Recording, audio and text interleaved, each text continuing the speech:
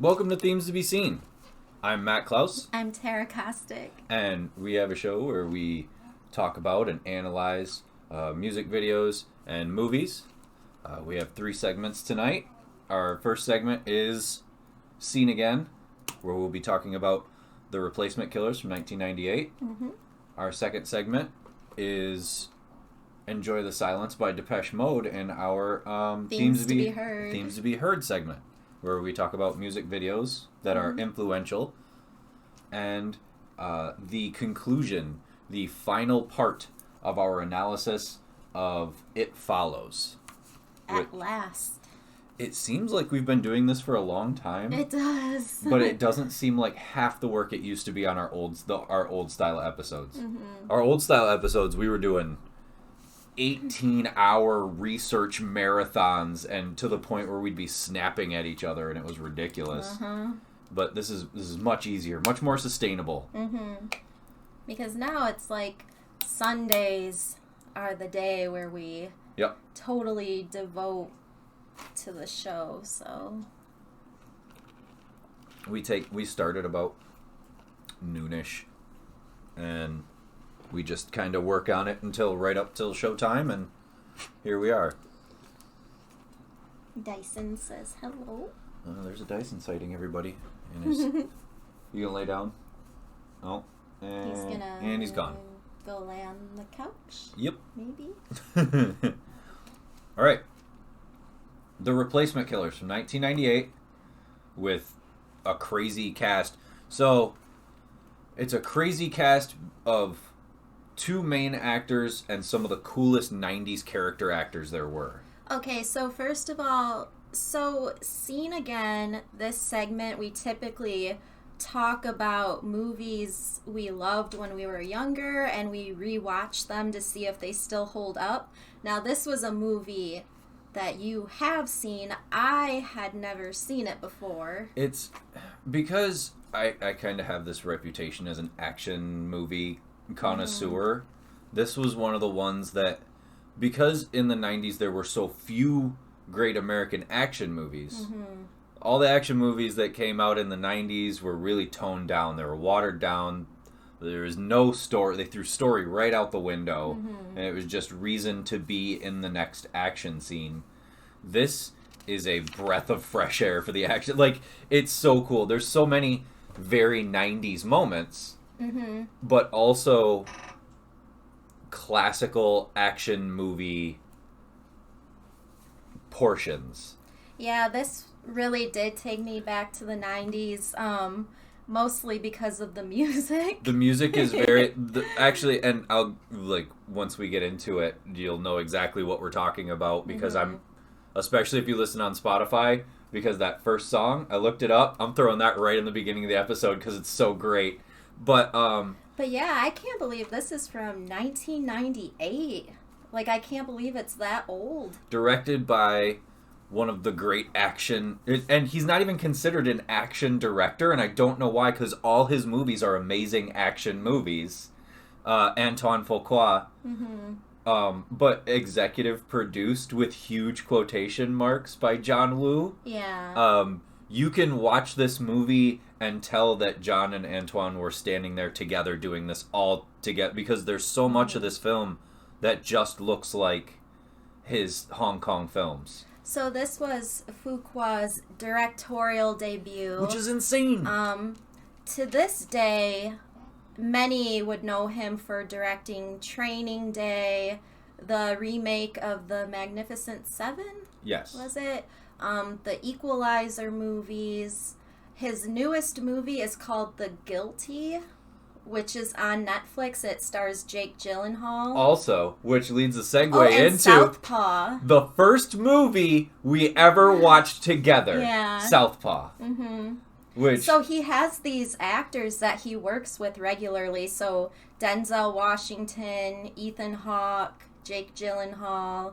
Even the composer of this movie has composed some of his other films. One of the big bummers of us doing that part of this research is that we realized that the composer, the composition for this film is not on Spotify. It's not on any streaming service. You can't find it. That's a bummer. So I'm going to have to throw in some of these really cool house techno 90s songs. Because, I'm putting them in here. It has an original score, but it also has songs from, like, The Crystal Method, Death in Vegas, Head PE, yeah. Death in Vegas. A lot of electronic-based music. When I say Death in Vegas, not very many people know what I'm talking about particularly until you bring up that one commercial. There was a car commercial in the 90s where there was a Death in Vegas song playing, and she was just doing this weird robot dance in the front seat. Oh, I know what you're talking about. What I know them for, so in the 90s, we had like MTV and stuff, but we also, our cable package had these other music channels, and one was called The Box, and you could like call in and request music videos, and I always remember seeing this one. I think the song is called Aisha, and it has Iggy Pop. That's actually that video that you're bringing up was the genesis for Themes to Be Heard, because we watched that video together. And it's very heavily inspired by The Evil Dead, because it's a lady in this red dress like running through the woods, and there's something chasing her that you never see, and it's this creepy song that just has Iggy Pop like talking over it, and she runs into this big house, and she's just being chased the whole time, and that's what I remember always seeing from them on The Box. The Crystal Method, the reason I remember them is because I was a super nerd, and one of the CDs I remember buying with my own money as a kid, and if anybody ever like walked in on me listening to that now, it would be super embarrassing, but the Lost in Space remake movie was all this techno-y super like house music, and they had like 3 songs on that soundtrack. I feel like we tried to rewatch that a few years ago, and it was I really fell bad. asleep. It's not good. Yeah. But like the first half of it is not good, and the second half is super confusing. Because they try to do time travel, and they try to do somehow they got Jared Harris, this super well-respected actor, to be, and it's just a mess. But the music in this is used well. It's super 90s techno music, but it's used in a way that's not embarrassing. It fits really well with the style of this movie. So I didn't think this movie had like the greatest story. Like, there's been countless movies with similar stories to this, but what makes it stand out is the style of it. It's beautiful. The use of color, the use of slow motion that isn't cheesy. Slow motion that makes the scene feel dramatic. Yeah. And yeah, the action sequences, and I feel like the music complements it perfectly. Like, there are shots in this movie that are very beautiful. They're gorgeous. And then, of course, the John Woo style of gun ballet. Oh, there's a lot of guns in this where movie. It looks like dancing. Oh, we gotta bring up the pictures. I'm glad you said that, because we were literally just talking about it, and then I didn't do it. So, a lot of the pictures I do have, you'll see, like, all the guns. There's a lot of people with guns, like, directly in their faces and stuff like that.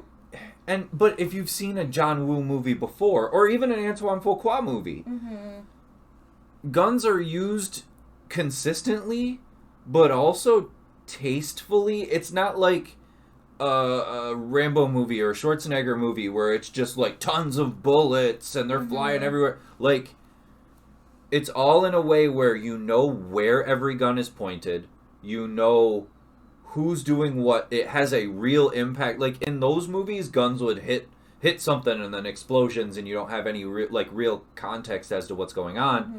In this movie, there is a very clear pathway that you can see, all right, this car's taking damage from this way from guns, and these two characters are right beneath that, and it moves this way. Or even like when everybody's on foot, especially one scene we'll get to later in the Meg character's apartment, that is one of those which John Woo movies are known for, what's called the gun ballet, especially the movies he did with Chow Yun-fat, where it looks like dancing. It looks like this very flowing motion.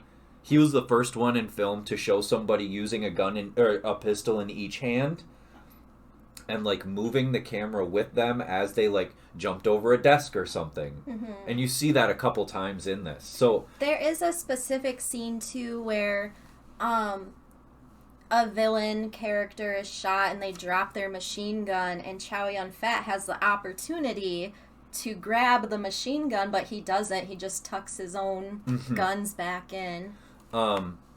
So, let's actually get to it. Yeah. We start, of course... Well, we didn't even talk about the cast. Oh! So... This cast! This was Chow Yun-fat's American debut. Prior to this, everything on his filmography was based in Hong Kong. So this was his... What? They're all great. Yeah. Anything Chow Yun-fat did with, especially with John Woo, like he did other things, but especially the movies he did with John Woo in Hong Kong, they're so... we have, like, what, 4 of them back here? Like, The Killer especially is super influential on action overall. I forgot what I was saying. Oh, sorry. First American movie. Yeah, so the first time he's acting and speaking English in a movie. We also have Mira Sorvino. The cast in this movie is pretty insane. Michael Rooker, Danny Trejo is in this. And that's where, after you hit Danny Trejo, is where you start getting into these really cool 90s character actors. Yeah. So you got Jürgen Prochnow, who consistently always played bad guy businessman, bad guy lawyer, you know what I mean? He was always that guy. Who else? Oh, I had them all written down, and then I forgot. I'm surprised. Not only that, there's a point that we'll come to that, talking about Michael Rooker, where I have to bring up something you said. But, basically, Antoine Fuqua, his aim for this movie was to make, like, a 90s version of Taxi Driver. And, I think these days everyone knows about Mira Sorvino. So her dad is actor Paul Sorvino, and in the 90s, she won an Academy Award. She won a Best Supporting Actress award for a Woody Allen movie, and her career was on the rise. And then it seemed like she disappeared, but now sadly we know it is because that scumbag Harvey Weinstein ruined her career. That fucking piece of shit. Because she would not accept any of his advances, so he purposely blacklisted her. There was a big role that she was supposed to get. I don't remember offhand what it was, but it was for a big movie, and he specifically said, do not cast Mira Sorvino, and that was kind of that part of the whole Shakespeare in Love debacle? No, that was Winona Ryder and Gwyneth Paltrow, which is probably a story for another day. Okay. But, yeah, so basically, he ruined her career. Which, if you imagine Paul Sorvino's, known for mob movies. And I'm not going to say he's connected, but we also can't assume he's not. So, if at any time, which means that in real life, Mira Sorvino is a super independent person, because at any time she could have gone to her dad and been like, hey, we know some people, we got to take care of this thing. Mm-hmm. And she didn't. But that shows you the power that Harvey Weinstein had in Hollywood. But at the time of this movie, so, like, she was, you know, starting this, like, career. She was in, like, Mimic, Romy and Michelle's high school reunion, a few other things, but she had actually gone to Harvard and majored in Asian studies, so she already spoke Mandarin, and she spent about 8 months during this time living in China, and she was teaching English, and she watched a lot of martial arts films and stuff while she continued to learn the language. So it kind of became like a goal of hers to make a martial arts film and work with a martial arts director. And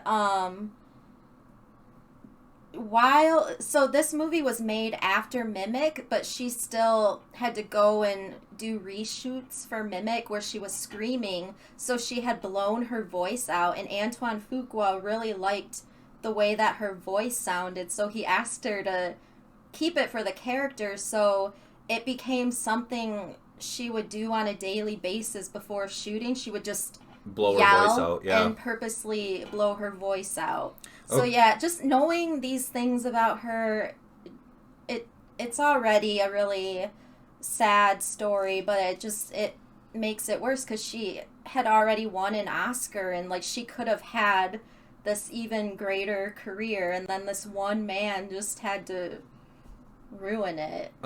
Which you saying that she had really wanted to make a martial arts film with a known martial arts director makes a lot of sense, because there are some emotional points in this film where it really seems like a passion project to her. You really see her pushing herself in her craft to make it a good scene. Yeah, like she took weapons training and everything for this role, but it's sad because like I feel like she's really good in this movie. She could have made more action movies, and the chemistry with her and Chow Yun-fat, like by the end of this movie I just wanted them to go off and get married. Yeah. I don't know. Also, as we go through the rest of the cast, now that I have it pulled up because I forgot to write it down, Michael Rooker, who's always been just a fan. If most younger audiences would know Michael Rooker now as Yondu Odanta from the Guardians of the Galaxy movies. He's Mary Poppins, y'all. But all the way from the late 70s to the time we're talking about, the 90s, he was in all sorts of genre films. Horror movies, action movies.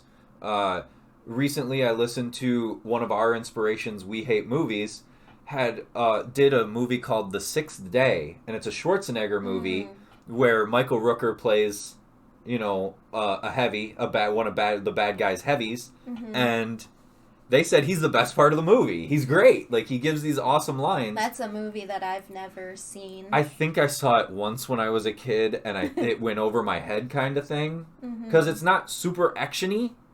It's more like espionage-y, and I didn't think I cared for it that much. We might have to just find it and watch it just for the hell of it. But Michael Rooker, horror aficionados would know him as Henry from Henry, Portrait of a Serial Killer, which is an absolutely tragic film. But if you go through every year, you'll find a action movie or a horror movie from 1983 until today. As a kid, I always knew him from Cliffhanger. Oh, also, people slightly younger than us would know him from The Walking Dead. He was Merle. Oh yeah, he was also in Slither, which was the long an early one. James Gunn movie. He was the long one. Yep. Yeah. So, storied Michael Rooker. Next is Kenneth Song. Kenneth Song is known especially in Honk. Is that him snoring? What's he doing out there? I think he's snoring. He's just right here. Oh, okay. he's known for mainly John Woo films. He's a John Woo mainstay. If you watch one of John Woo's Hong Kong films, Kenneth Song is likely going to be in it, which is, we see these character swapping moments for these actors in this film because he's usually police chief. Mm-hmm. He's usually Chow Yun-fat's sidekick or boss or something to that effect. And in this, he plays this ruthless mob lord, which is kind of a cool switch for him because he always has this very stoic face. Like, he's always been this serious looking guy. So I think it fits him well. Mm-hmm. Jürgen Prochnow, German actor who transitioned into like action films. That's the guy I said always plays the lawyer or the consigliere. He's always like second guy to the main bad guy. Danny Trejo, legendary, right there. Legendary Danny Trejo. You may know from Desperado, Machete Kills, literally anything that Robert Rodriguez makes. Till Schweiger, who's usually just the heavy. Till Schweiger usually gets cast as heavy bad guy. Yeah, most might know him from Inglourious Bastard. Generally, my buddy Nick is watching. He's not on yet. But most people who are into underground action movies would know Clifton College Jr. as Romeo from Boondock Saints Day 2. Clifton College, he's been around for a long time. He does a lot of work with, who's the guy that thought up like Reno 911 and he's doing the Puppet Master, or the Puppet Master movies now. The comedy guy. Thomas Lennon? Yeah, he does a lot of work with Thomas Lennon. Does he? Yeah. I just think of him from, like, Capote. He's in Capote. But he did that Exorcist, that comedy Exorcist movie. Like, they play, like... Comedy Exorcist movie? With what? Thomas Lennon. What movie is that? Oh, man. Hold on, pause. Hellbenders.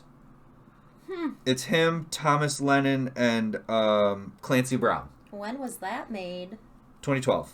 I am not familiar. I guess he was in a Highlander movie, too. I just saw that. Yeah, he was very young in this movie. He's super young in The Replacement Killers.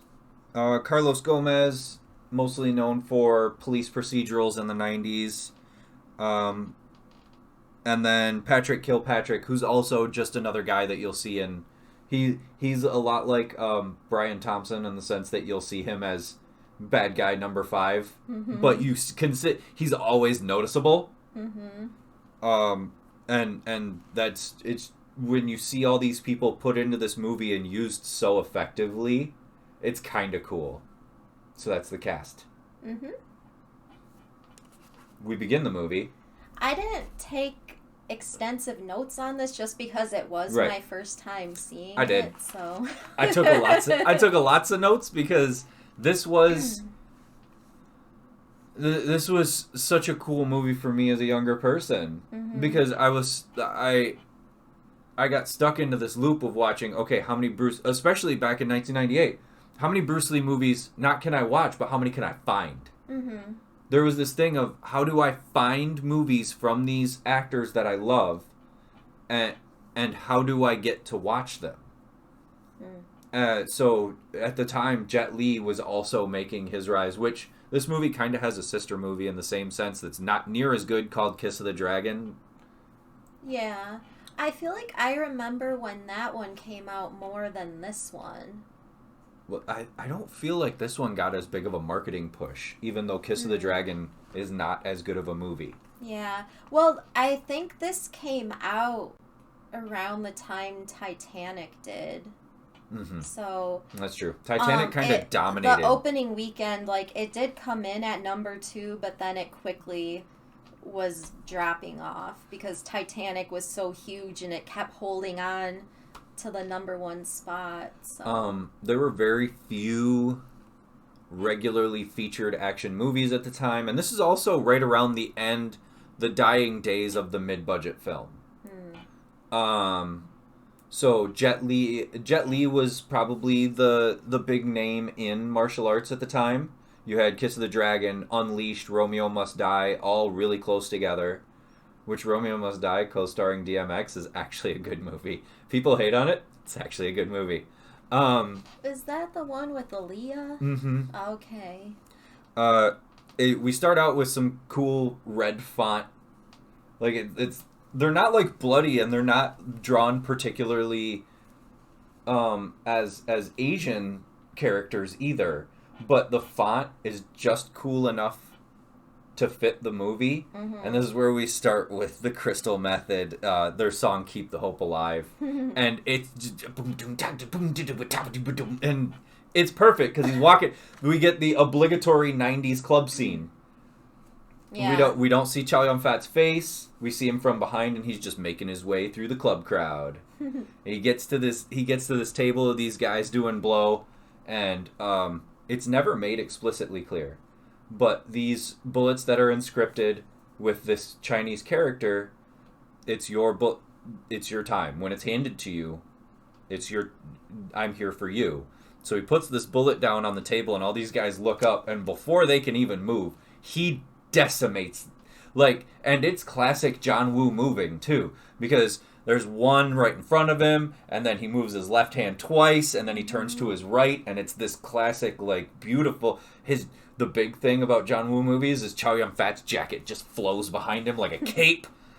I love it, and it's a good scene because then he walks out, and there's the shot, and it's almost shot in front of Chow Yun-fat, where it's at a mirror, and you see him in this broken, bloodied mirror, and it's him just kind of assessing the aftermath, and the camera's never on him, it's him seen through this mirror, and it's a really cool shot. We switch over to Michael Rooker, playing Officer Zedov, which Tara was super confused for the first 20 minutes of this movie. Because usually when you see Michael Rooker, you're like, oh, he's a bad guy. Oh, here's our bad guy. Especially 90s Michael Rooker, because he had this really, not even 90s goatee. It was just like a goatee that he didn't normally, right there, he doesn't normally have. And so he kind of looks like bad guy, but he's not. He's actually a cop in this movie, and he's actually a really good guy in this movie, which is not normal if you know his career. We switch to this drug bust, and there's this very 90s scene with these night optics and lots of beeps and boops, and they call in backup, and they take down this big coke bust, and at the end, and there's a lot of this scene that, and I wrote this down, that you could copy and paste all the actions and the movement into a Western. Especially the one main guy that we'll get into his significance in a moment of this drug bust. He has his hand behind his back, and Michael Rooker has his hand on his gun, and he he shakes his head at him like don't, and then he pulls his gun, and then that's when the craziness happens, and it's something you'd see in a Western. Two guys have their hand on their guns, and one's there's no need for it, and then everything just pops off at once. So there's some really cool car stuff here too, and at the end he has that same guy shot in the shoulder, and he's like, look, if you just put the gun down, you can go with me, you don't have to die, I can, you're going away, but I don't have to kill you. And the guy pulls his gun up, and he does end up shooting him, which we get this insane stunt that a person actually did of his body falling off the side of this shipping boat, and it looks like it takes forever. So he ends up being the son of Kenneth Tsang's triad boss. Kenneth Tsang playing, what's his name? Terrence Way. Yeah. Is the name of this triad boss, who's very stoic. He's very calm. He doesn't really, even in the moments where he's confronted with the conflict of the film, he doesn't really, Why are you laughing at I'm me? laughing at your note because the next scene is the funeral scene, and Michael Rooker shows up at the funeral. And he is honestly, I truly believe this character is honestly there because he feels bad about having to kill the kid. And that's the thing, too, because, like, they're passing him on their way out, and they're like, oh, way to show up to the funeral of someone you murdered. And he's like, I'm just paying my respects. And I think this is when I was like, wait, is Michael Rooker playing a good guy? Yeah, I actually had to pause it for a second. And he actually has a note about me saying yeah, it says, that. my note says, at this point, Tara was super confused. This is where we first meet the lawyer. I didn't even get the name of Jürgen Prochnow's character. Oh, yeah, me either. I mean, at a certain point, it doesn't really matter. But he's telling it, yeah. This is where he tells Michael Rooker's character that, like, all right, well, that this is coming back. Don't think this is over. Mm-hmm. This is just the beginning for you. And we actually see Chow Yun-fat meet with Terrence Way. Chow Yun-fat playing John Lee. And he tells him, look, I want you to kill Zidov's son. Mm-hmm. But I need you to do it in a way that it's right in front of him. And it's made explicit. That is the goal for this killing, is for it to happen right in front of Michael Rooker's character. And it's also said in this scene that when you're done with this, your debt will be paid. You'll be free to go. Which you don't know what debt it is at this point. You don't know what's free, what. But that sets up our John Lee character and why you should care about him, because he doesn't want to be this killer. Mm-hmm. When we cut right to John. Like, this is how good John is. As soon as he says that, he's got Zidov and his son in the driveway of their house in this really cool scope. They do this really cool like thing where it almost looks like you're looking through John's point of view, and he opens his eye through the scope. Mm-hmm. Like you look right through the scope, and it's super like.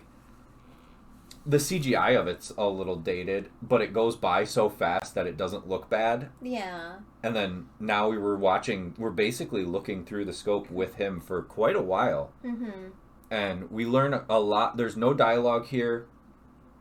Nothing crazy happens. But we learn a lot about both characters in this scene of him looking down the scope, because we're switching back and forth between the point of view in the scope and John's face.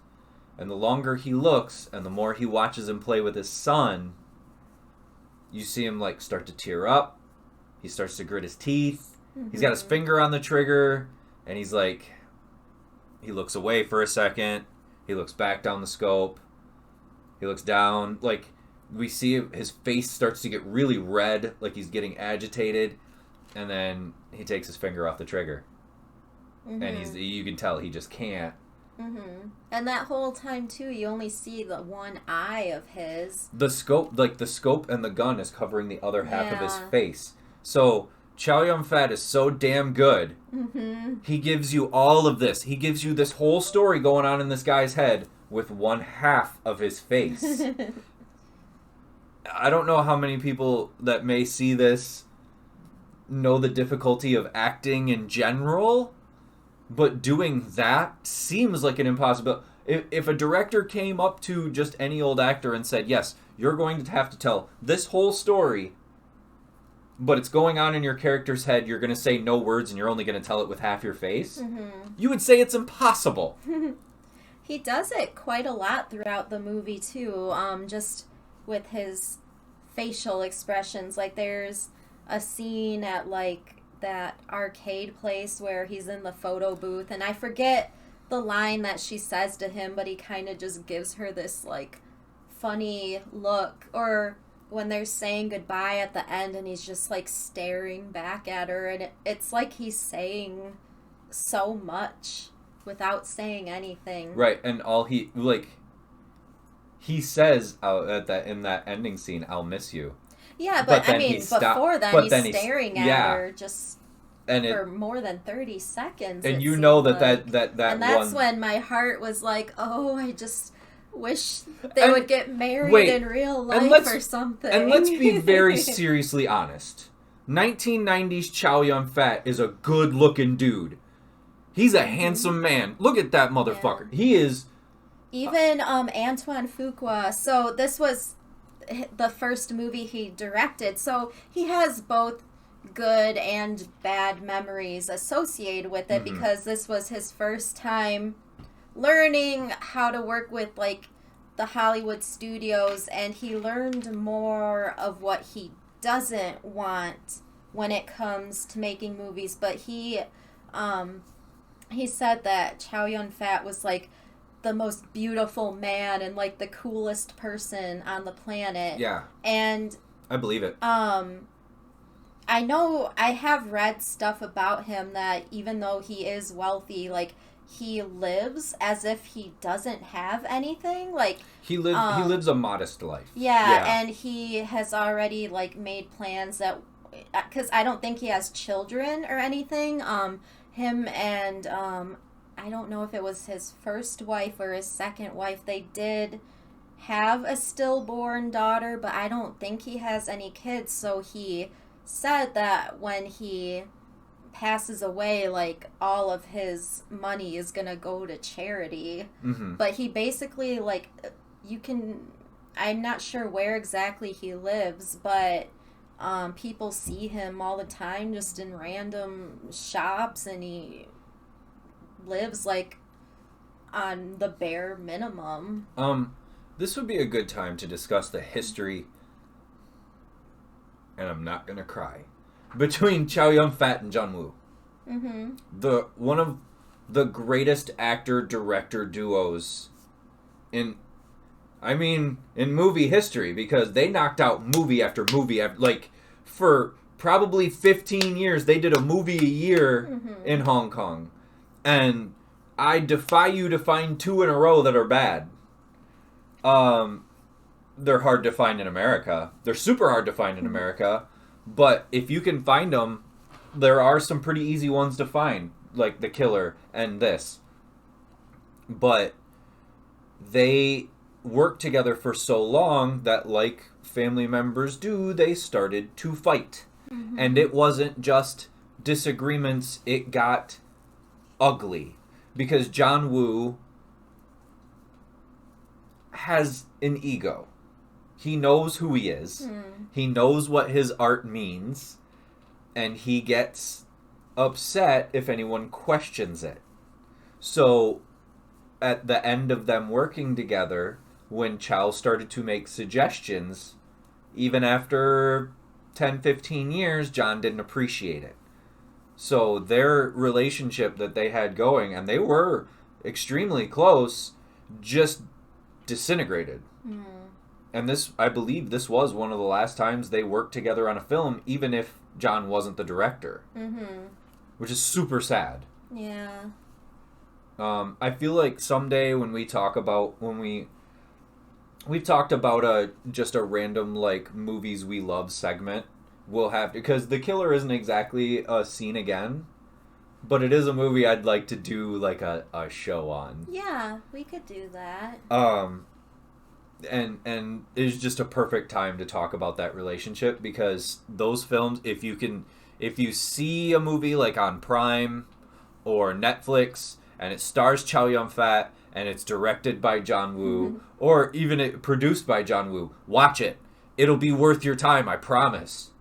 They're so good together. And it's almost always like a cop drama, but it's always beautiful to watch. I forgot where we were, damn it. So he leaves the scene of it.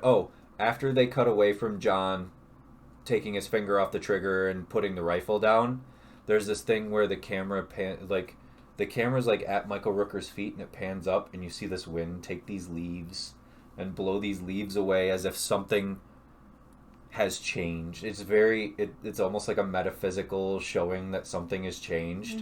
And it's very quick, and it's not like meant to be this mystical thing, but it's meaningful. And he goes to his temple because he is still a Buddhist Taoist, and he speaks to his monk, his priest, and he says, I defied Wei. I didn't do what he asked me to do. And his monk says, you know what this means, right? Like, you're in trouble now. And he says, I know what I have to do. It's How many notes did you take? about 5 pages. I mean, we gotta watch the time, too. Damn it. All right.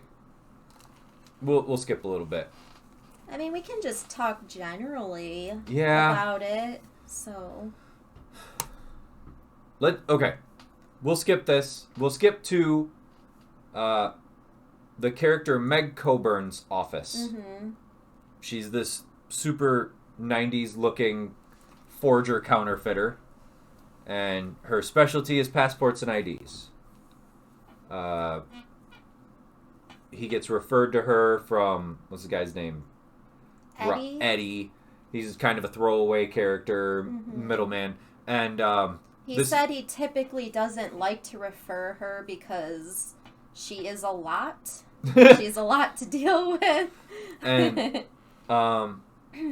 in the conversation, their first conversation, there's a really cool, Tchaikovsky's gun moment where she's got the gun under the desk, and she's always got her hand on it. She's asking him very general questions. He just wants an ID. He's trying to be cool about it, but he's also like, because he needs to go back home because his family is now in danger because he did not assassinate. We learned that Michael because Rooker, he owes Wei. Son. Right. We learned that because in this scene, it's not explicitly told, but you surmise that he owes Wei a debt, and that debt, the collateral being held, is his mother and his daughter their lives are being held hostage. He's found there. We get my second favorite gunfight of the movie is in Meg Coburn's office. This really cool, and this is where you really see the John Woo influence. There's scenes of people moving along walls and shooting in these straight lines, and then there's one where Mira Sorvino and Chow Yun-fat are moving in opposite directions, and there's a guy this way and there's a guy that way, and they both stop and switch directions and shoot the opposite way, standing each other, but they're like almost back to back, and it's this very cool like flowing motion that this whole scene has, and it goes on for a while. Yeah. This shootout is probably 8 minutes long. They get away. No, he gets away. She gets arrested. She gets arrested. In the conversation that she has with Michael Rooker's character, oh, there it is. Oh, so good. In the conversation that she has with Michael Rooker's character, he says, you're not safe out there, but I can keep you safe in here. Like he's like, I'm not going to arrest you. I'll let you walk out, but you know what you're walking into, right? And her character is a actual strong woman. You think of how many actually strong women characters did you get in the 90s in male-dominated films? She stands head and shoulders as a character above even Michael Rooker's character, because there's sometimes where he doesn't actually do the tough guy thing. And she does. Yeah, so we do find a little bit about her, like she's been clean for 4 years. No, she's been lucky or good for 4 years. No, but he does say that she's been clean so she might have had a drug history before or something. But she's been doing this kind of work for 4 years. Well, since she was 14. She had like a full rap sheet before she was 16. Yeah. She's been living on the streets by herself her whole life. So she's tough. She knows what she's doing. She's genuinely a tough character.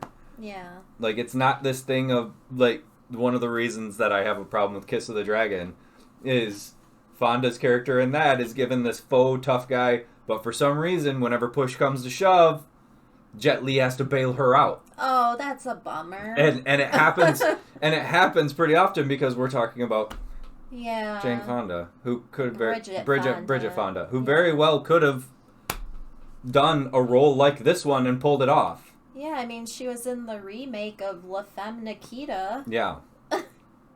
Oh, that's a bummer to hear. Yeah, you'll have to see it because the fight scenes are less gun-oriented and more martial arts. Yeah. And it's a great Jet Li performance, but there's serious issues with the story. And it all takes place in Paris for some reason. Oh. In the meantime, Wei orders the titular replacement killers. So the name of the movie is kind of misinterpreted to the American audience. When you hear the replacement killers and you see Chow Yun-fat and Mira Sorvino on the cover, it's assumed that the title is about the main characters. But really the title refers to these other two assassins that the bad guy has to bring in to finish what John started. Mm-hmm. He let her. All right, I'm trying to jump through my. When we get back to Meg's apartment, which, by the way, this is the last outfit she puts on for the rest of the movie, and you'd think, like, in an action movie like this, when a female character's costume that she's wearing gets tore up, it would be in, like, a sexual way, but really it kind of just makes her look tougher because she puts on this red top and these, like, leathery pants. Mm-hmm. And over the course of the film, this outfit just gets tore up. Like, at a certain point, you see her shirt held together with safety pins. But it's not used in, like, a sexual way. It's almost used, like, when you'd see in a Schwarzenegger movie, right. Where his shirt gets tore up. Yeah, because most of it, her shirt is just open. She's just wearing a bra and... Yeah. Yeah. And it's never portrayed... what's the word I'm looking for? Exploitively. It's not like exploiting her. Yeah. This is where we get the Death in Vegas song Rocco. Mm. And please believe I'm putting both of these songs in this episode on Spotify. There's a lot of cool score in this area. It's too bad I can't like show you all, but I highly endorse you going out and trying to find this movie for the score also. We get this cool shootout at a car wash. This is where we get Patrick Kilpatrick. Mm. He's his name is Price, and he's Jürgen Prochnow number one guy, and John just wipes him out in this really cool, almost like gun ninja way. He's like slipping through the car wash pieces. There's a part where he's on like a mechanic board and he slides out from under a sponge and he shoots a dude and then he just slides back under the sponge. So they go to an arcade because she still needs a picture of him to make the passport. So they go to an arcade and she's going to use the photo booth. Yeah. For people of a certain age, a photo booth is where we used to have to go to get selfies. We didn't always have those. Some malls or what's left of malls might still have them. Yeah? Yeah. So he gets her to sit and they have a really meaningful conversation through the door of this photo booth, and this is where he starts having his flashbacks of his mother and his daughter and what this really means. With each flash of the photo booth, you get these insights into what's in his head, and this face that he makes here is, like you said, it's very meaningful. You see him get sad and angry at the same time. Okay, and now we meet the actual replacement killers. So these two guys, very 90s hitmen, all leather. They're wearing all leather, and it's Danny Trejo and Till Schweiger. Mm-hmm. And they're big guys, and they get off a plane, and they're plotting. They're not, like... It's a little over dramatic, but it's fun. They get their guns from a storage locker in the airport. No care for human life at all, because sadly an innocent lady does get caught in the crossfire. There's a couple kids they catch them in the arcade originally, and they level this arcade.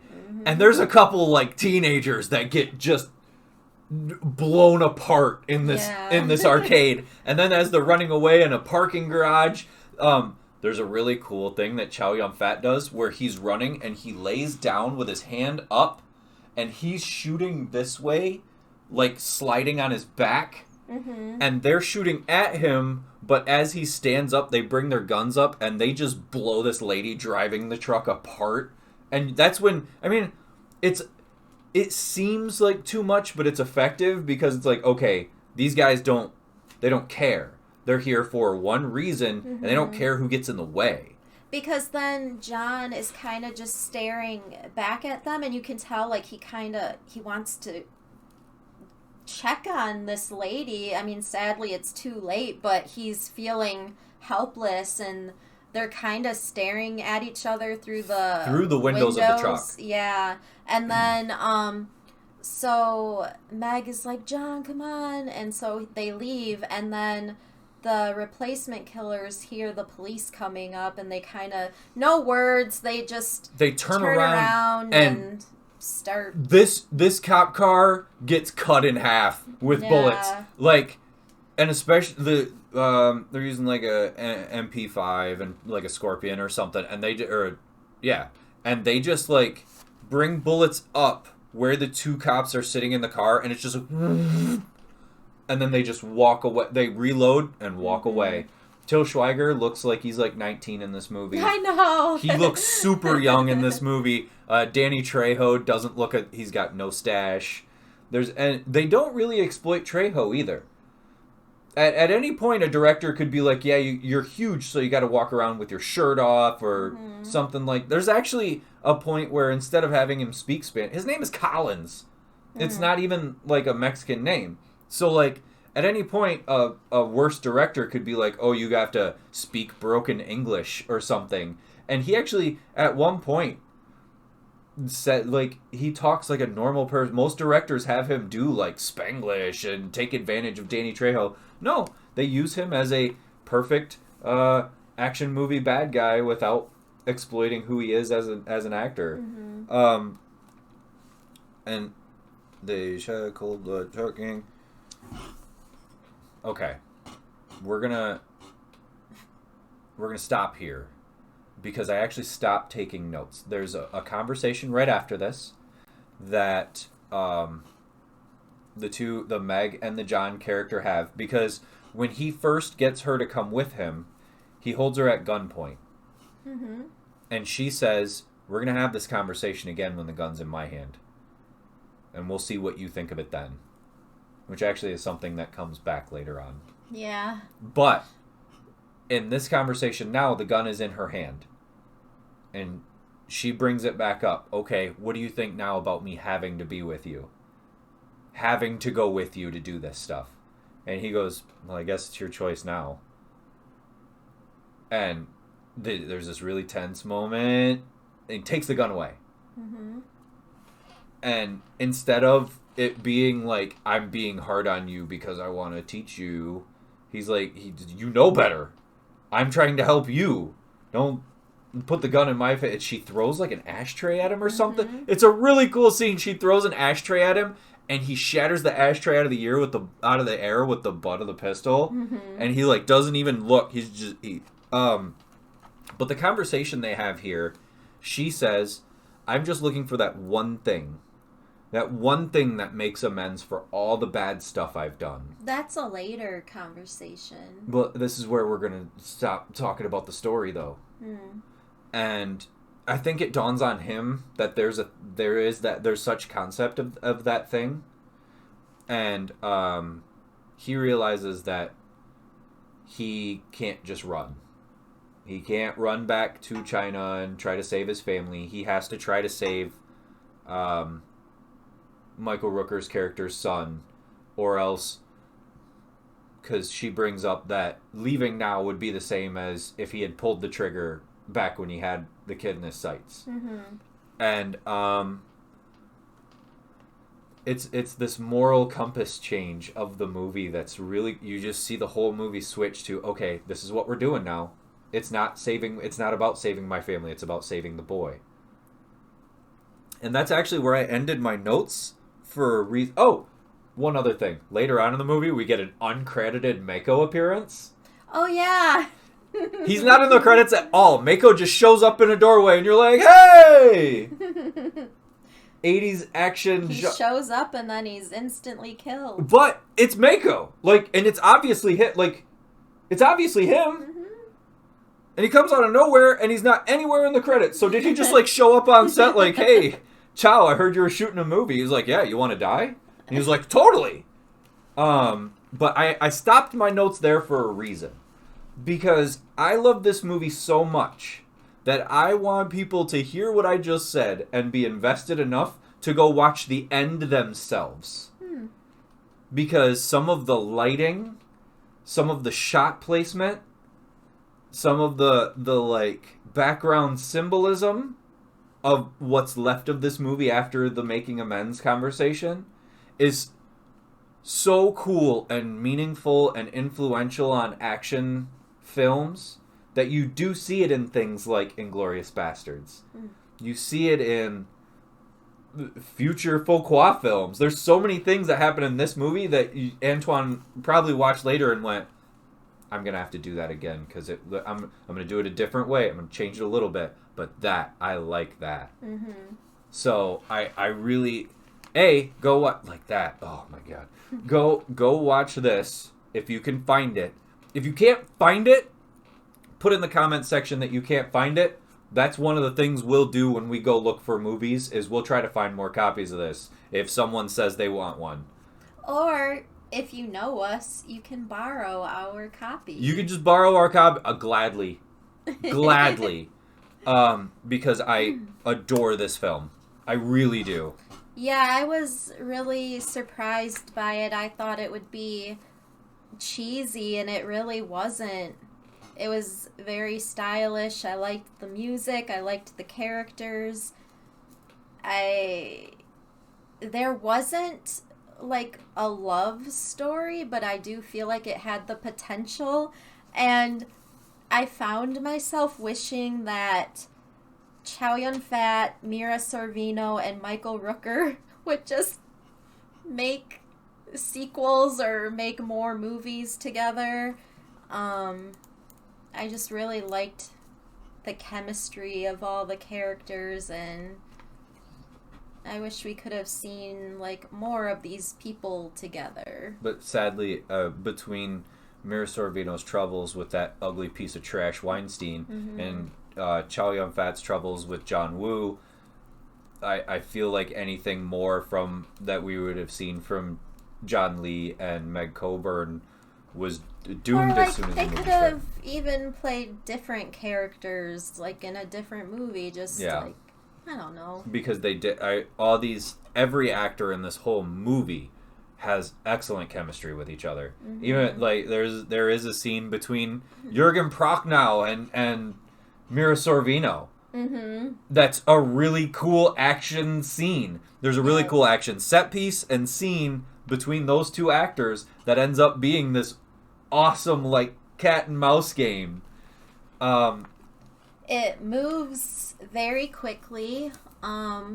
Even, like, the end, there's just some of the shots in this, like, for instance, there's one villain that gets killed, and it's another character that, like, falls off of a high place, but it's raining, and as he's falling, he's hitting wires, so there are sparks, like, flying everywhere, and it kind of just looks like fireworks being added to the scene, and then Chow Yun-fat is looking up into the rain. He's looking up at the sky, and there's this red neon light. Yeah, and there is, like, a scene, too, where it's, like, a tight alleyway, and there's a car that's backing up, and he's shooting it, and so it's, like, swerving everywhere, and he starts doing, like, his spins with the gun, because there's villains, like, everywhere, and he's spinning, and his coat is flying. It's just really cool. So that is our scene again of 1998's The Replacement Killers, directed by Antoine Fuqua / John Woo. Yeah. And so, going from Antoine to Anton, we will go into... See what you... Oh, I see what you did there! We will go into this week's Themes to Be Heard segment, which, for this episode, we decided to discuss Depeche Mode's 1990 music video for Enjoy the Silence. And conversely, you did not take any notes for our scene again. I didn't take any notes for our Themes to Be Heard. Well, so I just kind of took notes on, like, the background of this. So, Depeche Mode is my favorite band. And, Enjoy the Silence, to me, is one of the best songs ever written. It was written by Martin Gore, who is the main songwriter for Depeche Mode. He's also the second vocalist in the band. Dave Gahan is the main vocalist, the guy with the really deep voice. Listen, Dave Gahan is so fucking cool. Like, he just is. I think he's awesome. But, so Depeche Mode were this popular, like, new wave band in the 80s, and then they did start getting dark. They started dressing kind of like S&M, like dominatrix kind of fashion, but they started getting dark. It's almost like post-gothic. Yeah. So then 1989, 1990, well, at this point they were huge because they had released this album in the late 80s called Music for the Masses, and they had done this big tour, and they have there was a documentary made at the time called 101 because they did their Music for the Masses tour, and their final show, the 101st show, was at the Rose Bowl in California, and it was this big deal. I've actually met people that attended this concert. That's how big it was. And so they had a documentary made, and just when you think, like, oh, this band can't get any bigger, they release this album called Violator, and the first single was Personal Jesus, and then they released Enjoy the Silence, and they just blew up. Like, this song has been covered by so many people. Hundreds of times. Most notably by Tori Amos and Lacuna Coil. Lacuna Coil, I think they went to #1 with their version, and the New York Post actually considers their cover like on the top 100 covers list of all time. It's a good cover. And Tori Amos did a cover, just her and a piano, and Stereo Gum considered it in the top 8 of the top Depeche Mode covers of all time. Other people have also covered it, like Breaking Benjamin. There was a German producer, DJ named Mike Coughlin that did a version of it called The Silence that actually went #1 in Europe, I believe.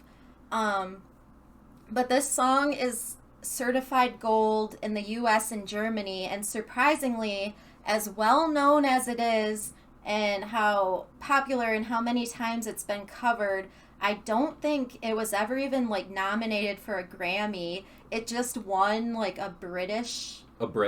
Yeah, like a Brit award. And it only went to #1 in Denmark, Poland, Spain, and it did go to #1 in the US, but on the Billboard Alternative top 100 or whatever.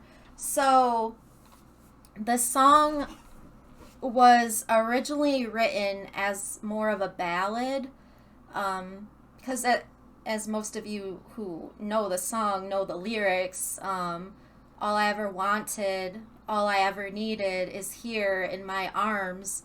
So it's kind of about just wanting the simple things, like the things that you already have. So it was written as a ballad.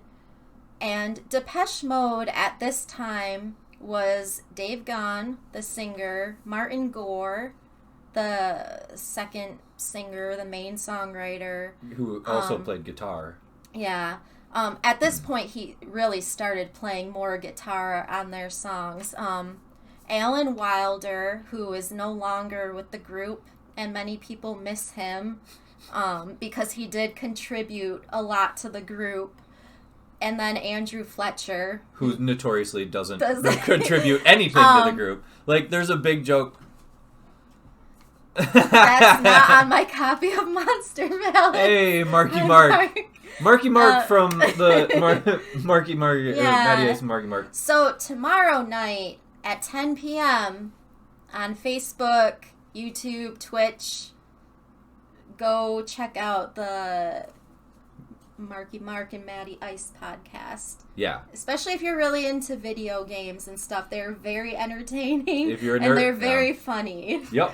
But then, so this song was written as a ballad, and I think you can find like original bits and pieces of it on YouTube and stuff.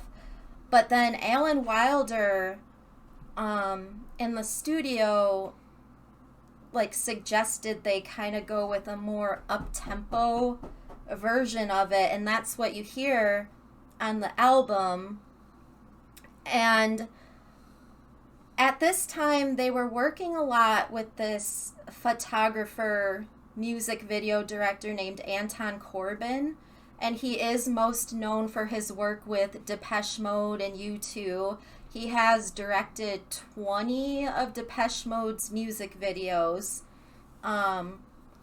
So he came up with this concept of a king that is kind of just wandering around looking like for something simple. And initially it really does look like this king looking for his moment of peace. Yeah, initially the band rejected the idea, so then he kind of just expanded it a little more, like, well, what if we have this king who's just looking for a quiet place to sit, and like these different locations. So most of the video is just Dave Gahan dressed like a king, like a stereotypical. He has like, this long king. Flowing robe, and actually that's why we have this crown here, and it's actually right next to our Depeche Mode VHS tapes. I don't know if you could see that that's a Depeche Mode tape right there, but that's why that's there.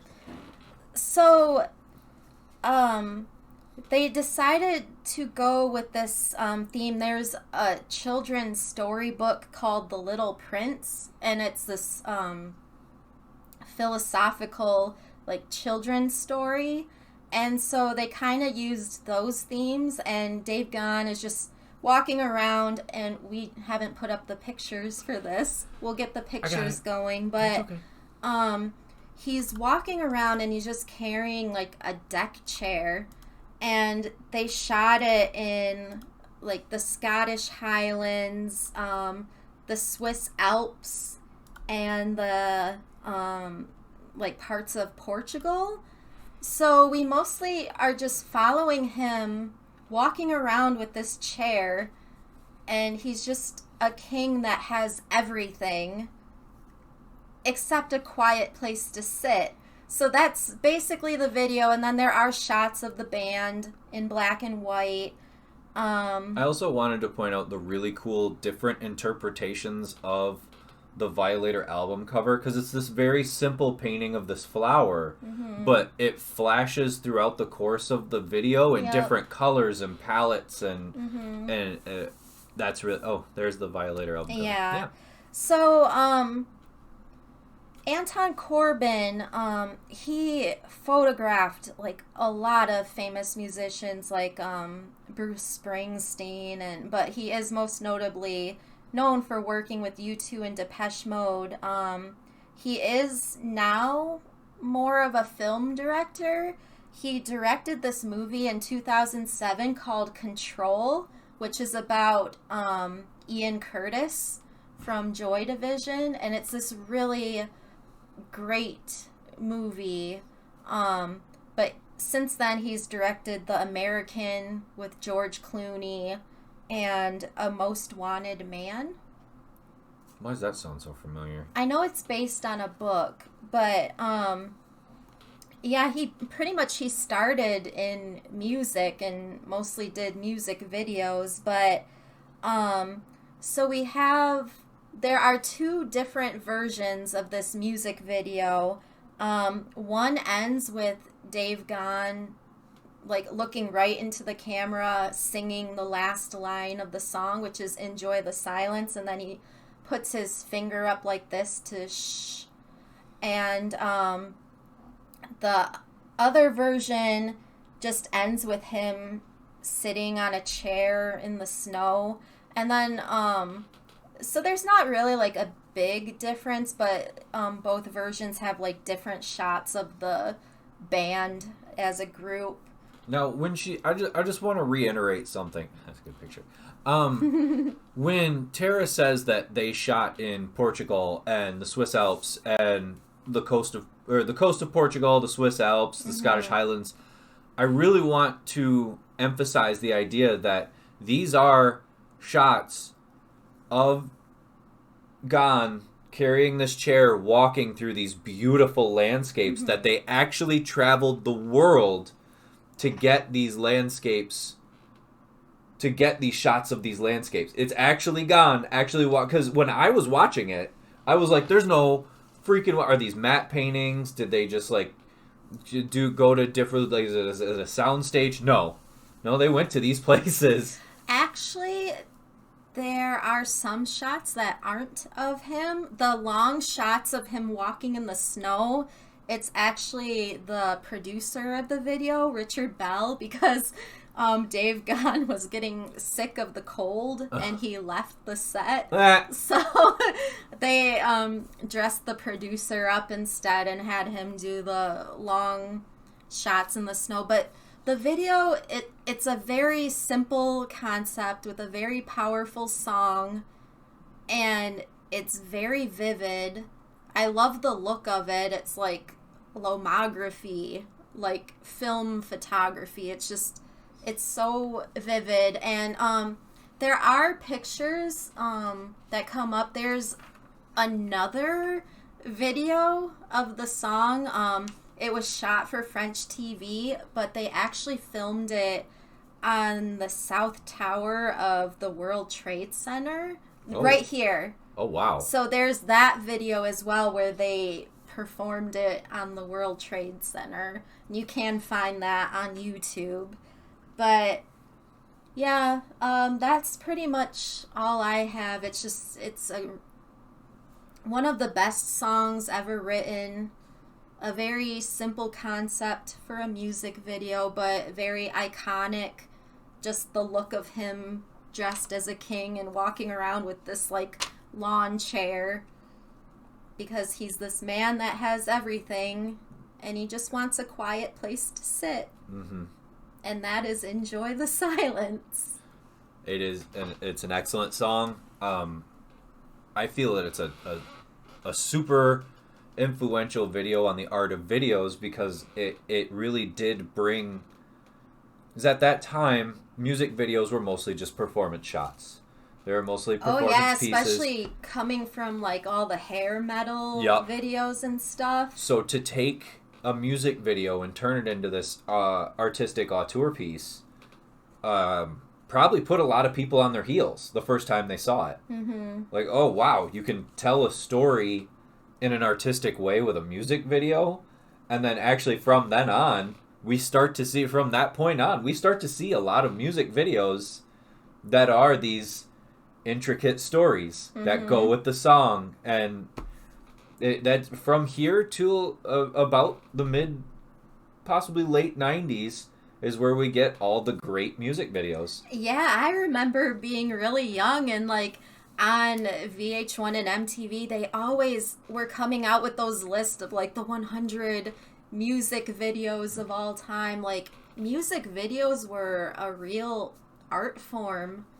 And there are still some artists that attempt that, but like with YouTube and everything and MTV, as far as I know, I don't think they show any music videos at all. Like, I know at one point they would at like 3 a.m. or something, like very odd hours, but honestly, I don't even know if they do that anymore. Most recently, okay, and I wanted to run this by our viewers and you, because I'll do it by myself, but most recently, the art of the music video was revived almost in a standardized movie form by Bo Burnham.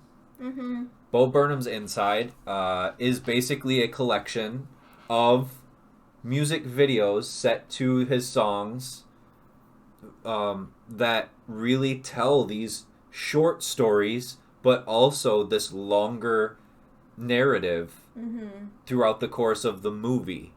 And I think it's masterfully done.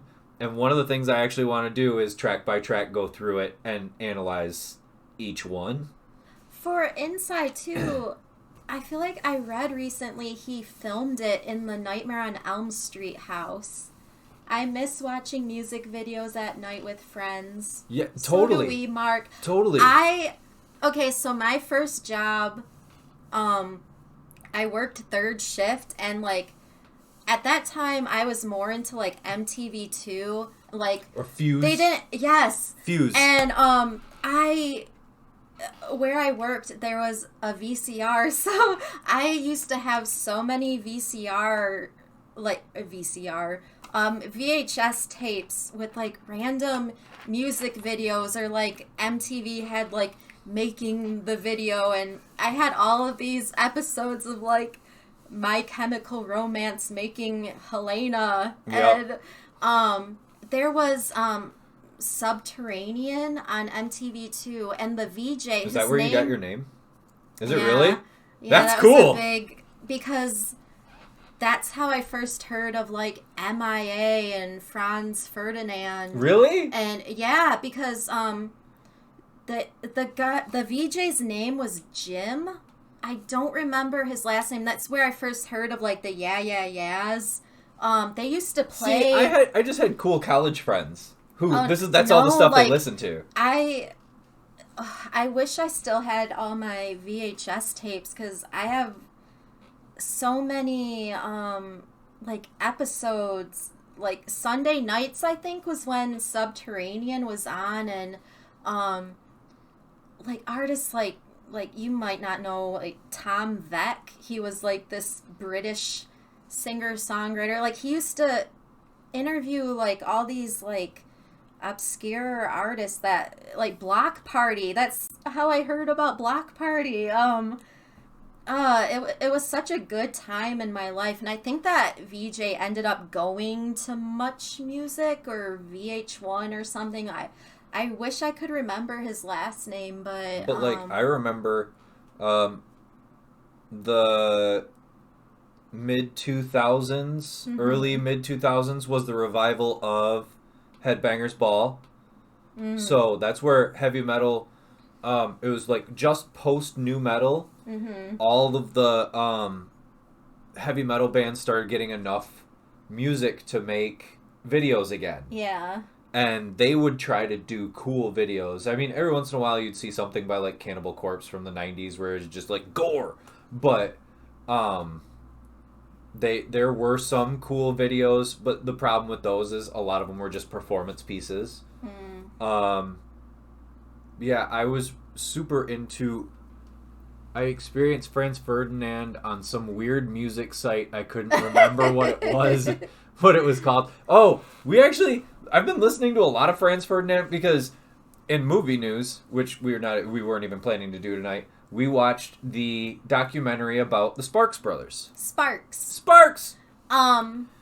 If you've never heard of Sparks, oh man, what a career they've had. But they formed a super group with Franz Ferdinand, like, I think it was like 10 years ago, but they were called FFS. Yeah, 2013.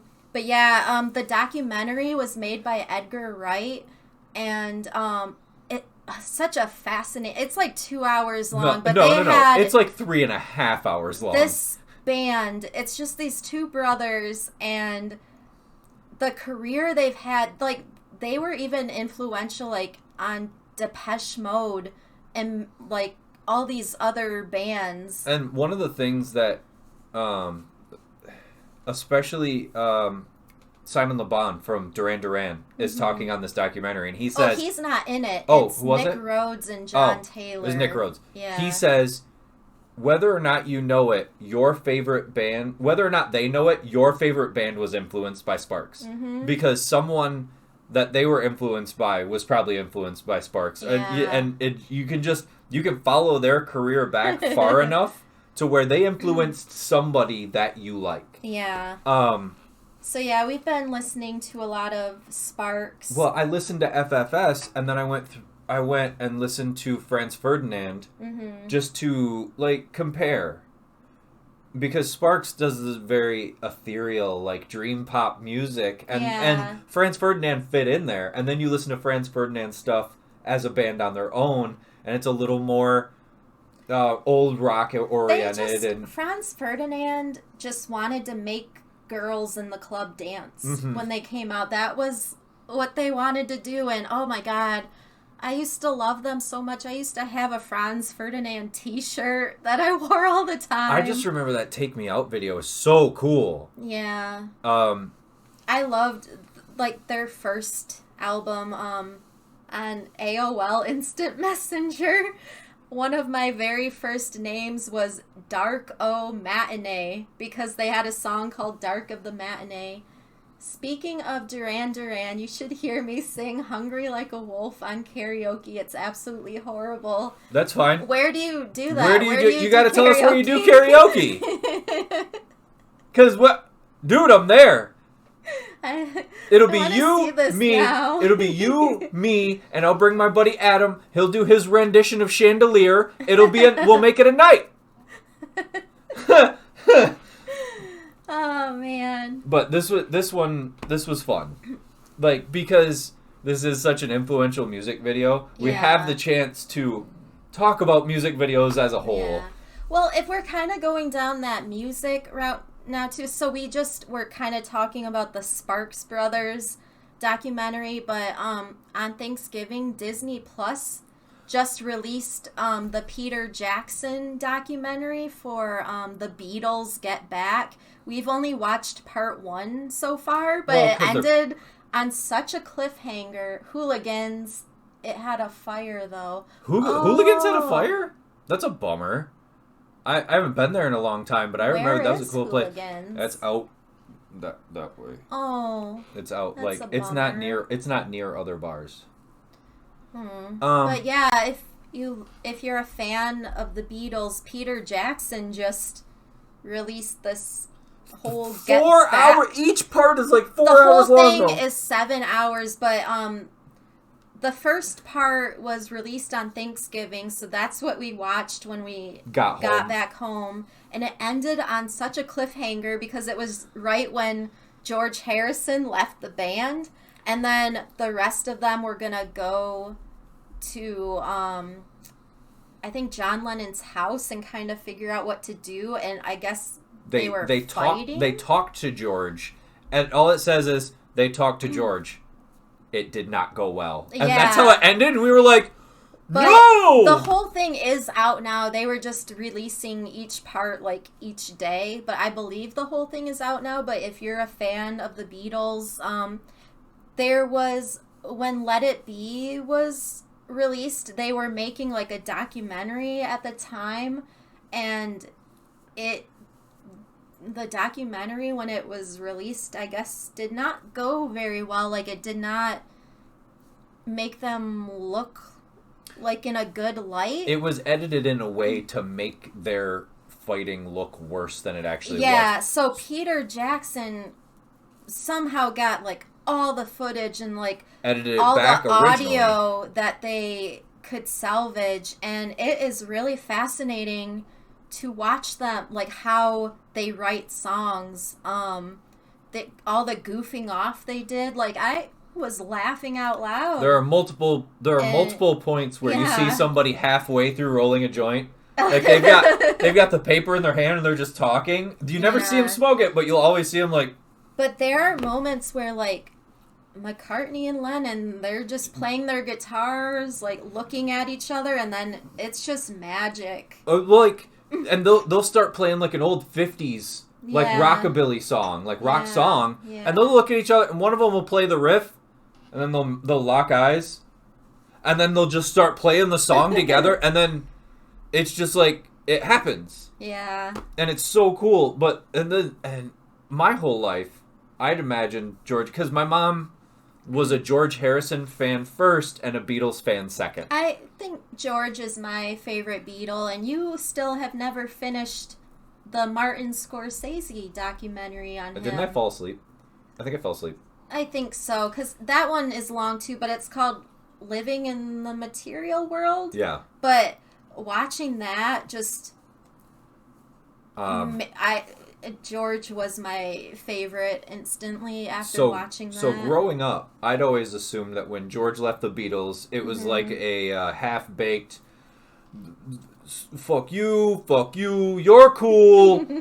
And it's not. He walked up to their producer and he said, tell the boys I'll see them in the clubs, hey? And he just walked out. And that was basically like, I'm not coming back here, but if I see him, we're cool. If I see him outside of here, I mean, you could see his frustration, though, because it's like he would be doing his thing, and then Paul McCartney would be like, you need to cut back because you're overshining John when he's doing this part. And, like, you could see, like, the frustration because, like, he knew what he wanted to do, and it was to the point where he's like, just tell me what you want me to do. I'll do it. He didn't feel like an equal part of the band. Yeah. And Ringo didn't care if he was an equal part of the band. Because there's lots of time where they're talking, they're arguing, and Ringo's just like staring at his drum set. Mm-hmm. He's just waiting. Like he just waited it out. Yeah. But yeah, I would suggest that. I would suggest that if you have Disney Plus to watch Get Back, the documentary by Peter Jackson about the. Yeah. And it's not even a documentary. It's just a re-editing and release of this footage. Because he doesn't really... I mean, he adds stuff in every now and then, like pictures and stuff. He doesn't change anything. He just put the footage back in the correct order. Yeah. And then if you have Netflix, you can watch the Sparks Brothers on Netflix. But now... Meat and potatoes! We have come to the conclusion the final part. That sounds It Follows. I hope you do check it out, Mark. Yes. I hope you do because it is amazing. You might have to plan some time around it, but it's totally worth it. Yeah. And then visit local shop Beatles and Beans for your coffee. Oh, yes. If you did not know, Bay City has a Beatles-themed coffee shop. It is right next to the antique stores on, is that Water Street? I don't know why this place is in Bay City. It seems too incredible for Bay City. I think it is considered, or was at one time considered the largest collection of Beatles memorabilia in the planet. Yeah. Because it's like, you walk in and there's not much room to walk because there's so much Beatles stuff. The ceilings are covered with like records. They are cash only. Yeah, they're cash only. But also, all the drinks are Beatles puns. Yep. All right. All right. So the conclusion. Now for the conclusion. The mighty ending of It Follows. Yeah. So. The happy ending? Would you say this is a happy ending? Happy ending. Oh. Okay. So. We ended last week right on Greg literally getting fucked to death. By his mom. Well, by... The entity was pretending to be his mom. So Jay was in his house because she was trying to warn him. And like an idiot, he didn't listen. Yeah, and so she's driving off and she takes his car. And we see him, he's walking. The entity is moving a little bit faster now.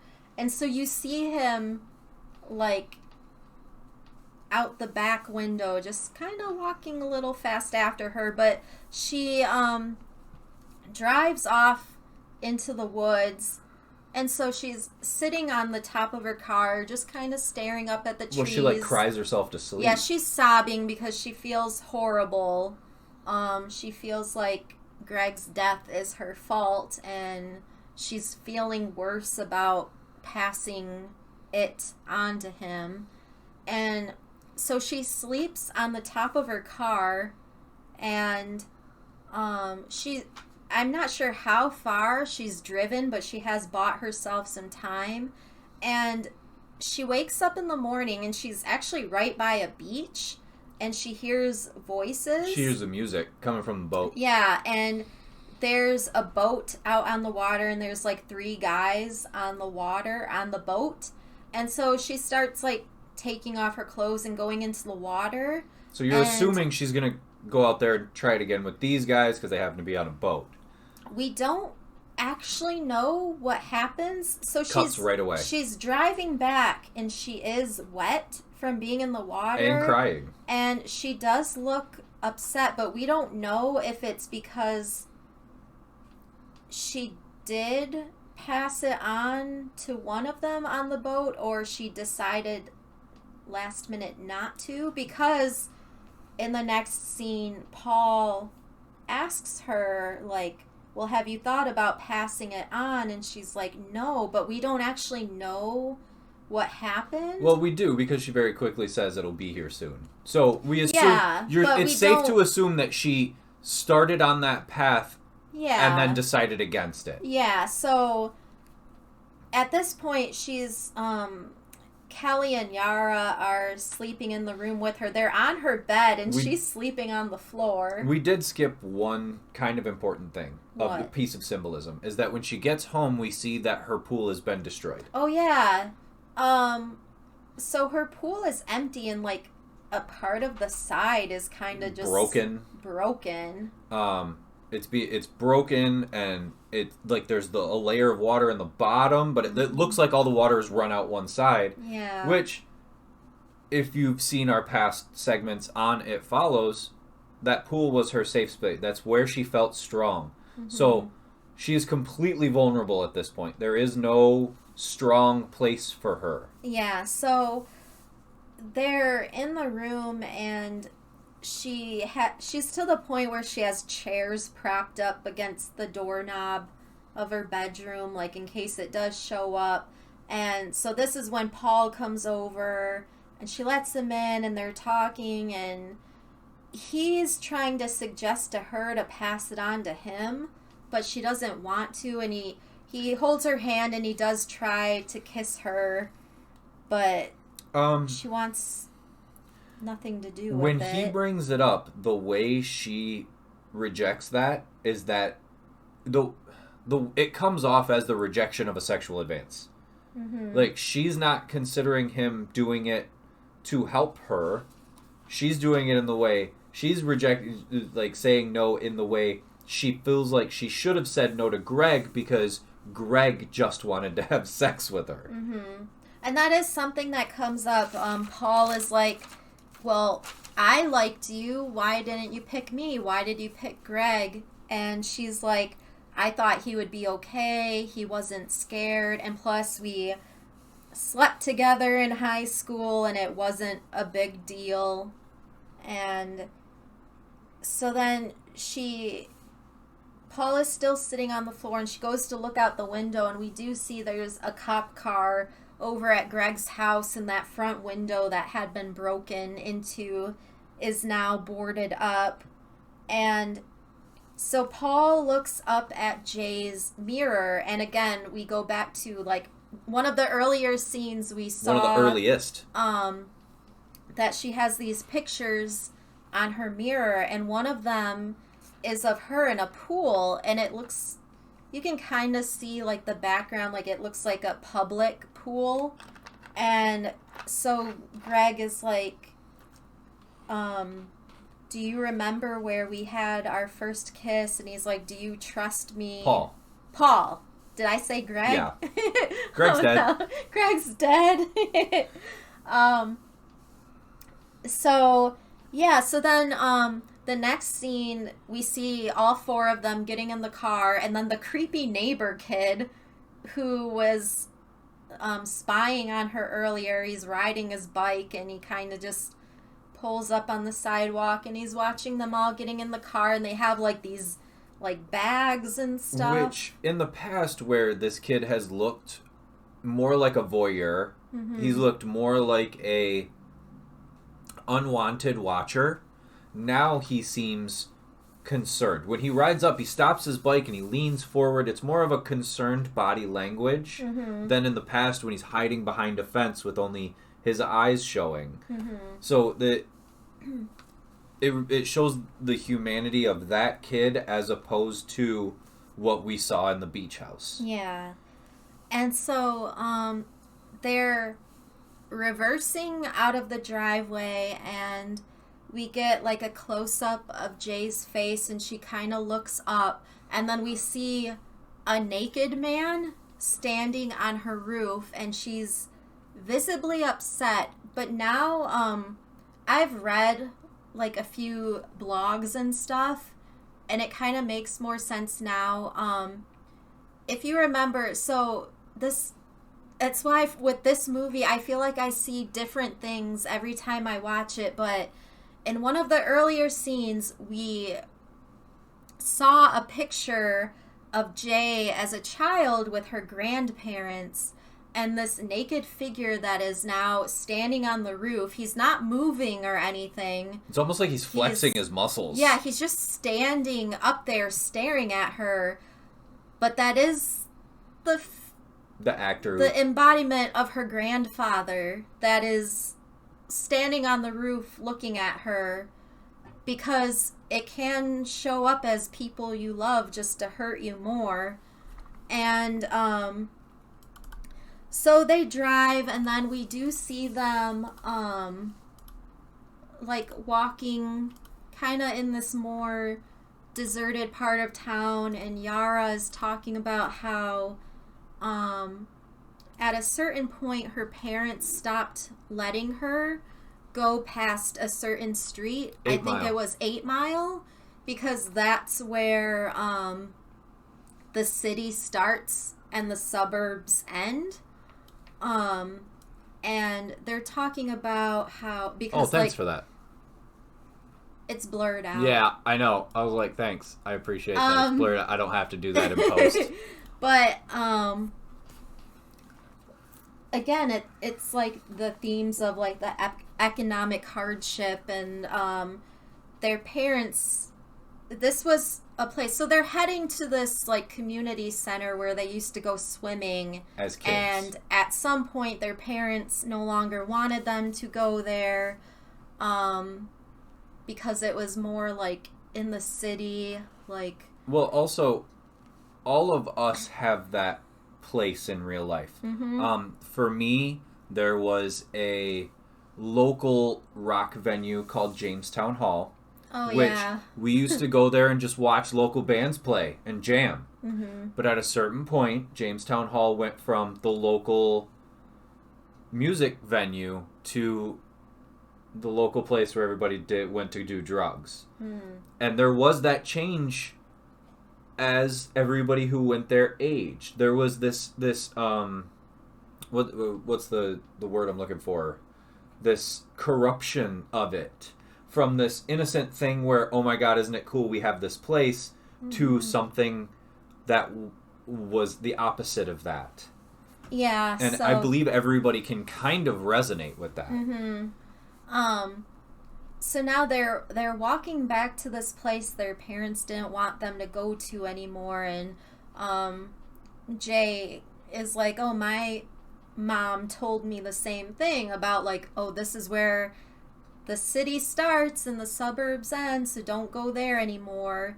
And it's this large building they go to, and there's like a public pool in there. And on the way there, we get another one of those synthy songs, these really cool staccato synths. And I'm not sure if this is pool or snare. So if you listen on Spotify, you'll know which one it is because I'll have picked the right one and put it there.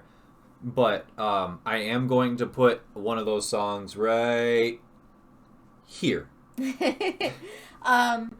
So they go to this like community center that they used to go to, and this is where Paul and Jay had their first kiss. And they're setting up like these like traps with like all these electronics, like they're plugging things in, because my guess is that they want to get the entity into the pool and electrocute They it. wanted to get the entity into the pool, Jay out of the pool, and then throw all this stuff in at once and electrocute it to see if that's how they can kill it.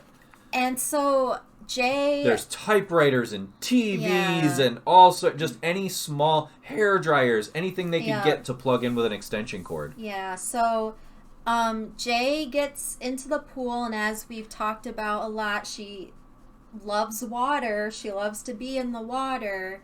And so she's kind of just wading around in the center of this pool, like looking at the doors, and everyone else is kind of just sitting up by the pool, and it starts storming outside. So for a few minutes, all you really hear is like the water, like every time it splashes, or like the sound of thunder. It's like really quiet. And then suddenly we don't see anything, but Jay is like, it's here, it's in here. And she's just like pointing, and of course we don't see anything. And then Kelly is like, what does it look like? And she says, I'm not going to tell you that right now. She says, I don't want to say. I don't want to say. And this is a picture right here. That is the final form of the entity. And as we see, it is her father. The entity has taken the physical embodiment of her father, and she does not want to tell her sister, this thing looks like Dad, because she's already in the pool and she's freaking out. Like, it's hurting her even more to see her dad like walking around wanting to hurt her, who we can safely assume has either left the family under bad circumstances or died. Yeah. So they're like, well, where is it? Like, just point at it. So she's pointing, and she's like, it's just standing there. It's just staring at me. And then suddenly we see the typewriter just fly through the air towards Jay. When we say this stuff, like I don't know how they did some of this special effects work. Yeah. But it looks like real stuff just getting chucked. Because it looks, there's weight behind the movement of the objects, especially when things hit her.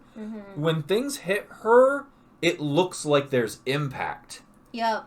So she's getting hit because then it throws a TV at her, and then a chair, and the chair hits her in the face. So she keeps going under, and every time she comes up, like, she has to hurry because she doesn't know where this thing is gonna be. And Paul has a gun, and he wants to try. He has the gun from the beach house. Yeah, and he keeps telling her like point at it, keep pointing. And so she's pointing, and Paul shoots, and he accidentally hits Yara in the leg. Yara right in the fucking leg. And you're like, oh, but what you realize is when it does show the entity, and Paul's getting close, the entity's putting its hand like this. Yeah. So I think, and you can safely assume that what the entity is doing is purposefully standing between Paul and the girls.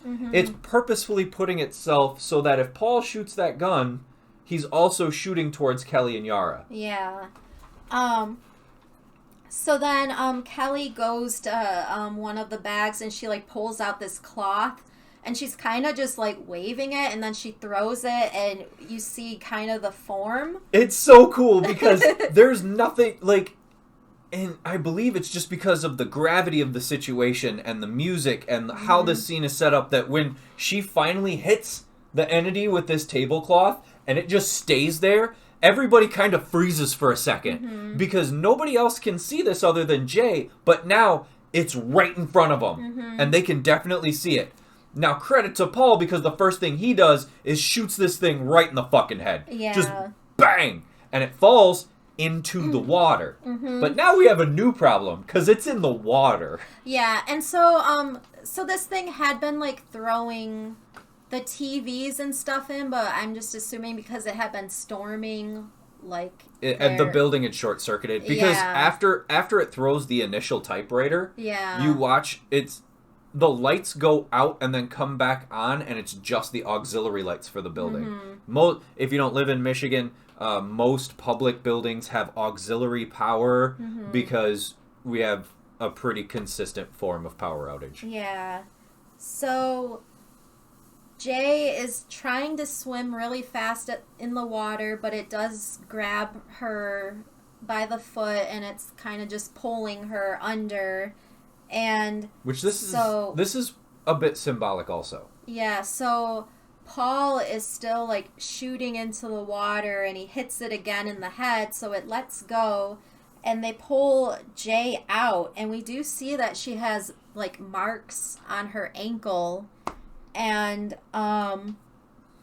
so Kelly is just, like, holding her, and at this part, Paul is like, is it still down there?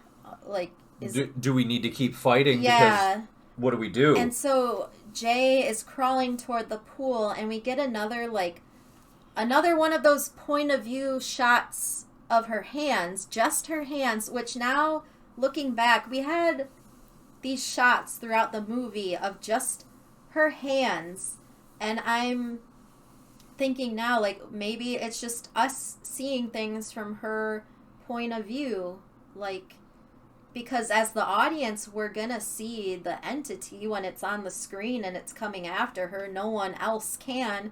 So it's kind of like us seeing things from, like if we were her looking down at our hands. But also experiencing, because if you think back to one of the first times we see her hands and she's playing with the flower in the back of Jeff's car, she's experiencing this moment of peace with just kind of touching this flower. Yeah. And now we are experiencing with her this moment of suspense of looking over the edge of the pool to see if it's still in there. And so we did get a quick shot of Paul looking into the pool, and the water is clear because he doesn't see anything. But when we see things, we see the hands crawling closer to the water, and then we do see that the water is filling up with, like, blood. It looks like a cloud of blood. So at this point, we really don't know if it's gone for good. One of the things I wanted to talk about that right there. If you can see that picture. One of the reasons I felt like that was such a significant moment, and it lasts for a while, like she's swimming against its hand for a significant amount of time, is that now that this thing is in the water and it's attacked her in the water, it has now invaded every facet of her life. Yep. Even the spot where she feels the safest, the strongest in the water is not safe anymore. Yep. It is now completely pervaded every facet. And so like we pretty much think it's over, and then our next scene is Jay and Paul. Why did I suddenly blank on his name? But they're consummating. They're having sex. Yeah. So we don't know if it really is gone and if she's just passing it on, or at this point I do think there are, the feelings there. We've known the whole time that Paul has always liked her. But so they're going at it. I'm trying not to be too. One of the things and we do see a quick shot of the door, and there's still a chair, like, propped up under the doorknob. But what were you going to say? There's also this question of where is this? Because it's not her house. It's not The beach house. And they're on a couch in front of a window, and then we do get a shot out the window. It just looks like a backyard, so I don't know if this is Paul's house. But it also doesn't. It almost looks like a RV. It almost looks like a camper. I don't because know. the window on it is one of those kind of campers that you put the little switch over and it slides open. I don't know. And then, so afterwards, they're kind of just sitting there, and Paul is like, do you feel any different? Which is something a lot of people will ask after they've just lost their virginity. So that was kind of like a nice little line to throw in there, like, because he's referring to, like, do you feel different? Like, do you feel like this thing is gone? But, you know, usually, like, people, women especially, like, lose their virginity, and, you know, it's like, oh, am I supposed to feel different? Am I supposed to feel like a woman? Or, well, she also asks him, do you? Well, she says no, and then she asks him, do you? And he says no, but not in an honest way. He says no. He obviously feels different. He has feelings for her that are even stronger now. Yeah. So when he says no, you can tell that he's like, no. And then, so he's driving around, and he sees these, like two ladies just kind of hanging out. I'm assuming they're maybe call girls or something. Yeah, there's two, yeah. And it's kind of like, I don't know. Not call girls. These are straight up hookers. Well, yeah. They are 8 Mile hookers. And it's like he's driving around, like, just in case. Like, he has to keep an option open or something. But then at the same time, it's like we know he wouldn't want to sleep with, because he has these feelings for Jay. And so they visit Yara in the hospital, and I noticed Kelly's not in this. Yeah, she is. Where is she? She's sitting in the corner of the room. She just doesn't say anything. Oh, I didn't even notice. Yeah, she's right there. So, Paul is sleeping in a chair, and Yara is still, because she's been shot in the leg, she's in the hospital bed, and she's reading from her clam reader. She's reading the conclusion of The Idiot, which she had been reading earlier in the movie, and she had joked that it was about Paul. A little bit. The quote that she reads is, when there is torture, there is pain and wounds, physical agony, and all this distracts the mind from mental suffering, so that one is tormented only by the wounds until the moment of death. But the most terrible agony may not be in the wounds themselves, but in knowing for certain that within an hour, then within 10 minutes, then within half a minute, and now at this very instant, your soul will leave your body, and you will no longer be a person. And that is certain, and the worst thing is that it is certain. Then those are the last lines of those are the last lines of dialogue that we hear in the film. And as she's reading that, so Paul is sleeping in the chair, and Jay is kind of just watching him sleep, and it's like she is looking at him with more, like, adoration. Like, this guy, like, did this to help me, and he's always liked me, and he was my first kiss, and it's kind of like she's just... And it's also different from Greg in the sense that, yes, they had sex, and with him fully knowing the gravity of it, but he's still staying with her. He's right next to her at this point, whereas when that happened with Greg, we immediately saw him hanging out with other girls. Yeah. And so our final shot of the movie, we see Paul and Jay walking down a sidewalk, this scene right here, and they're holding hands. They're kind of dressed similar. They're also dressed similar to the entity as usually. And they're just walking, not saying anything, just kind of looking at each other, and we do eventually see a figure, like this really tall, lanky person walking behind them. We don't know for sure if it is still following or if it is just a random person, but it does kind of seem like they are walking. Like, it does seem kind of out of place. But also, they are aware. Like, regardless of that is the entity or not, they're aware that something's behind them, that something or someone is behind them, and they're comfortable with that. Yeah. So they're together and they don't seem scared, and so that's how it ends. Yep. So, give your final conclusions, your analysis overall of the underlying message to you of It Follows. The message? Yeah.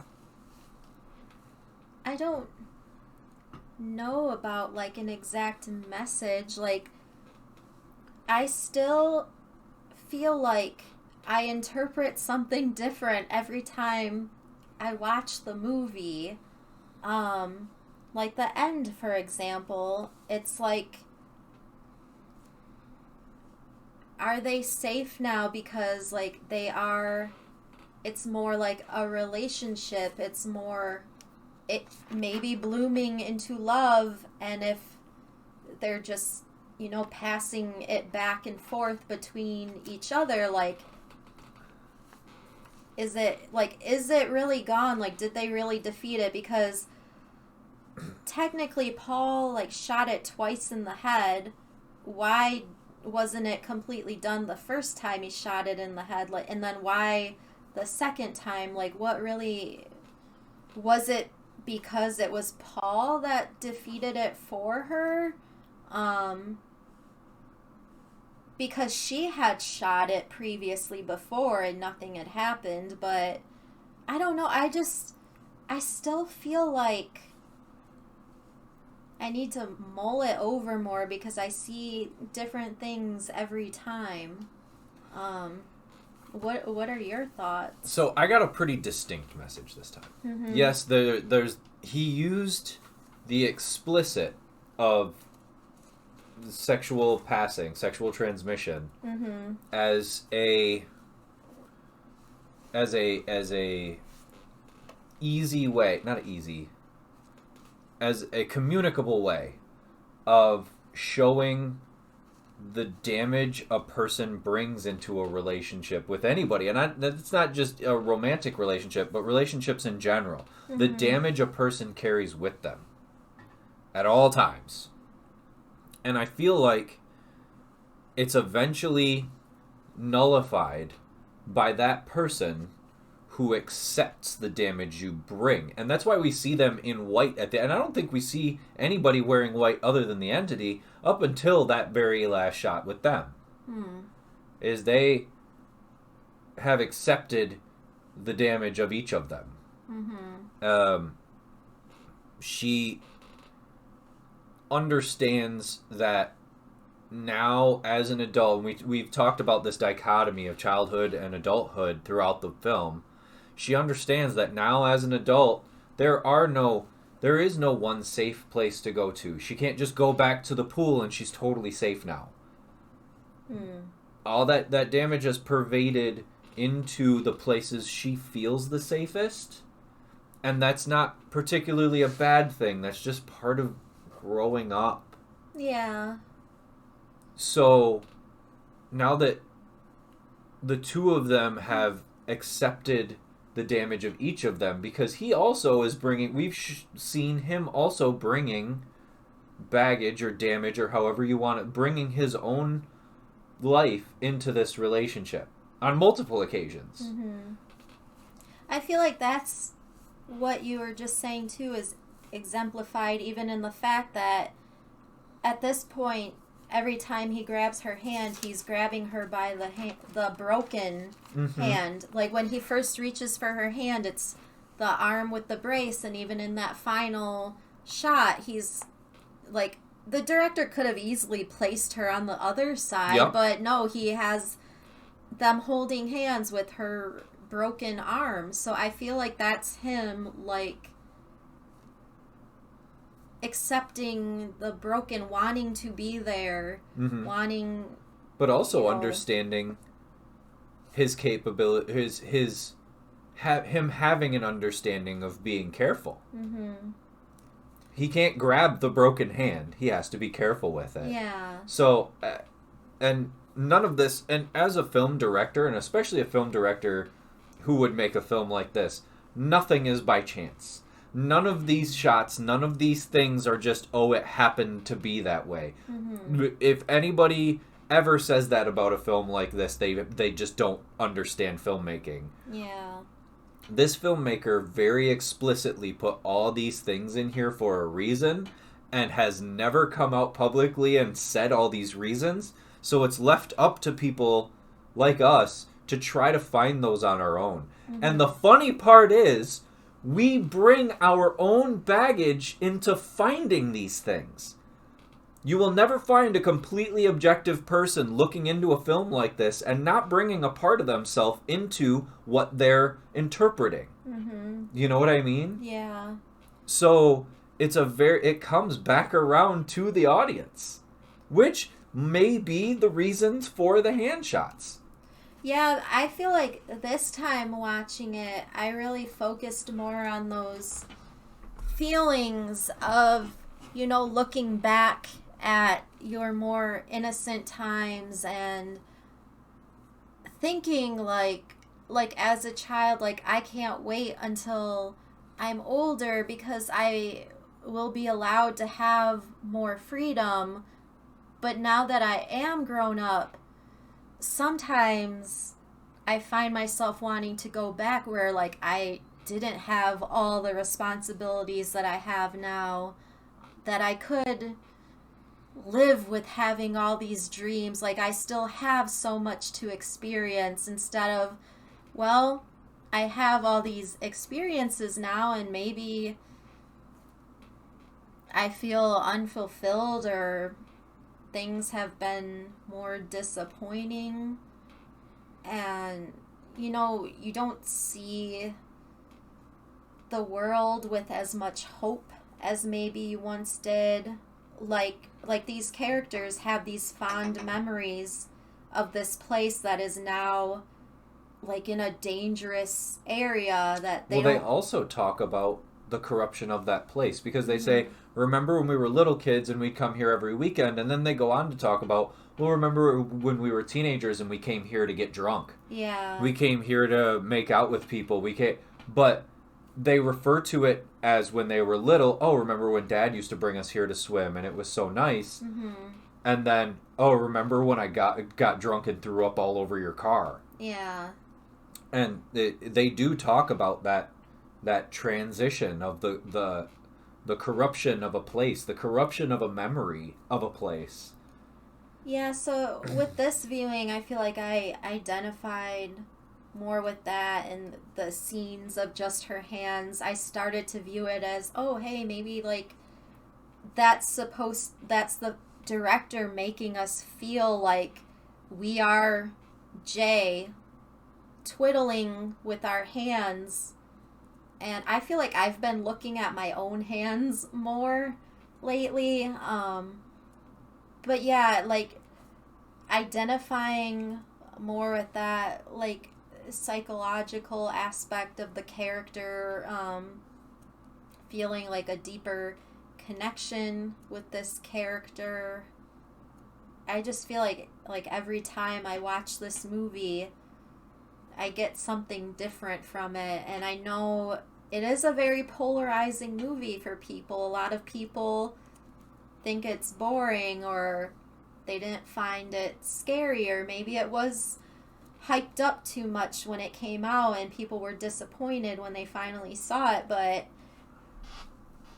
I think this is probably the most original horror movie that has come out in the last decade, and so much, like, maybe the director wasn't aware of all these little details that... Oh, I guarantee you he was. I don't know. I guarantee you he was. Because you don't make a film with as many deliberate choices. There are so many deliberate choices he made as a filmmaker.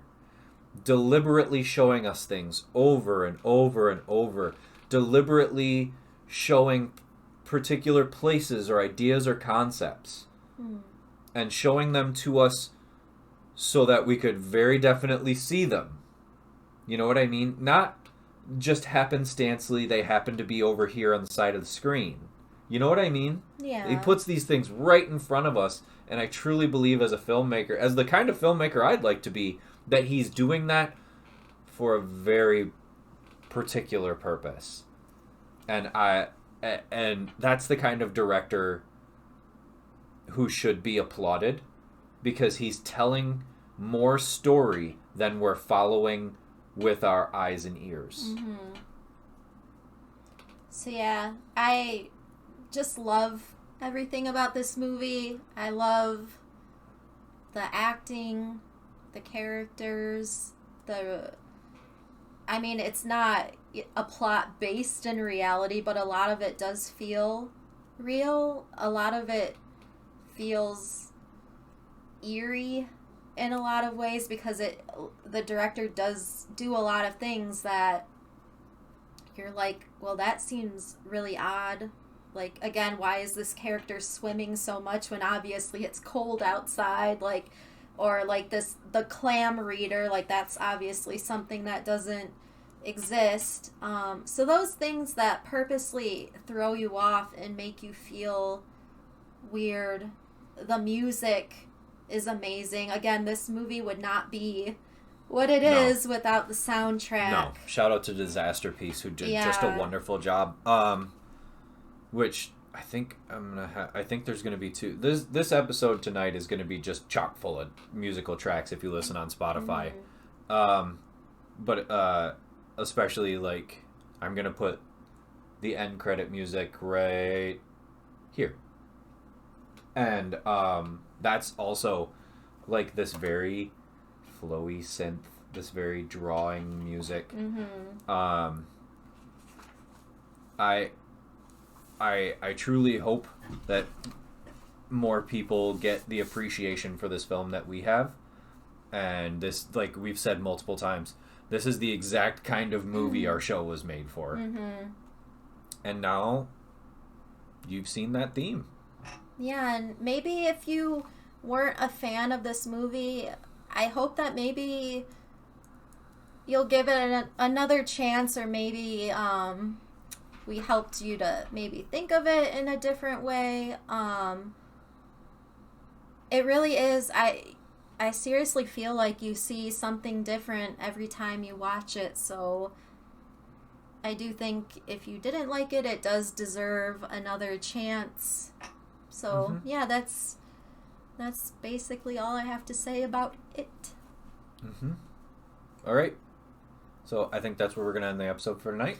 Yeah, so we concluded It Follows tonight. So for our next episode, we will be starting new analysis of a brand new movie, and it is one of my all-time favorite movies. But it's not super dense with symbolism. Yeah, so we're not going to have as many episodes of it, but it is a movie that I think more people should be aware of. Yeah.